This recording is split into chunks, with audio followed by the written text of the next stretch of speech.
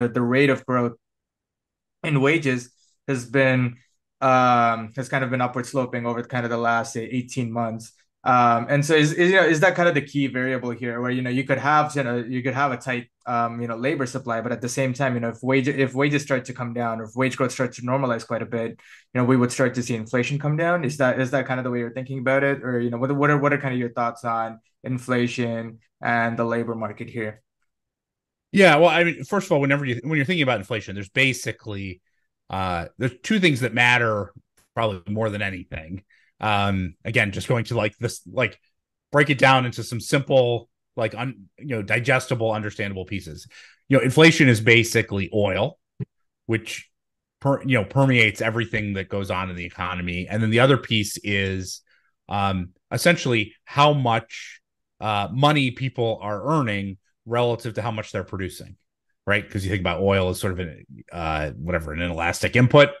Oil comes in, you got to pay for it because you need the energy. And when I say oil, what I mean is you could kind of think more broadly about commodities weighted by the needed demand for the economy or whatever. And so you kind of think about it that way.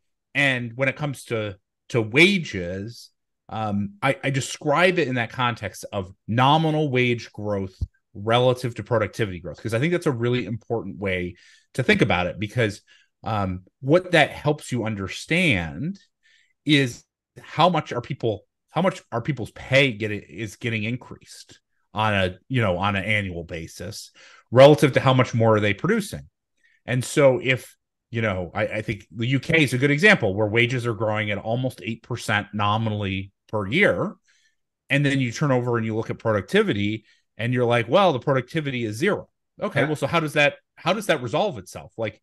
You can't just have more income into the system and no more stuff and expect prices to be the same. Now, of course, part of that excess income relative to productivity growth could flow into financial assets.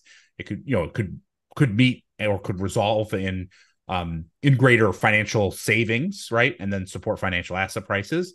But particularly as you think about that sort of equation for a lower income cohort, right? Those that are primarily not saving meaningful portions of their income, like basically what happens is they earn an income and they spend it, right? And Yeah. so if you can understand that imbalance between the growth in what they're getting paid and the income that they're and the income or the amount that they're producing, that essentially gives you an indication of what structural inflationary pressures exist in the economy.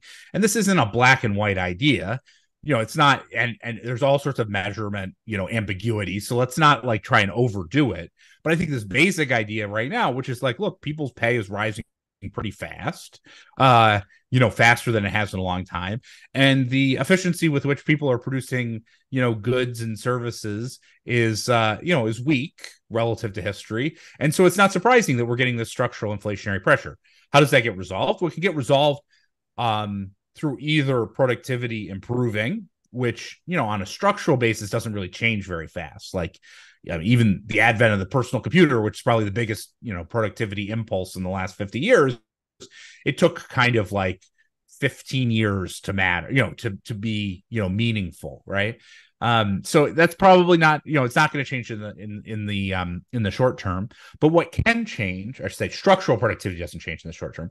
What can change is basically two things. You can loosen the labor market, which causes wages typically to moderate, right? Because Hmm. as labor markets loosen, people's wage income you'd expect to slow. The other thing you can do, which is important, and basically how this gets resolved in most cycles, is a loosening of the labor market typically enhances productivity. And the reason why that is that the people who are hired at last in the cycle and the people who are fired first in the cycle are typically the lowest productivity employees. And that makes Hmm. sense, right? You try and find the best Yeah. employees that you can to start, Yeah. and then over time you find whoever you can who's still unemployed to come into the labor market. And so that sort of tactically is how, or I'd say cyclically, is how this imbalance gets resolved. And so that's the most likely resolution here, is that there'll be sufficient slowing of economic activity that will create a moderation in the labor markets that will both improve productivity and also bring wages down. And so that's how it gets resolved.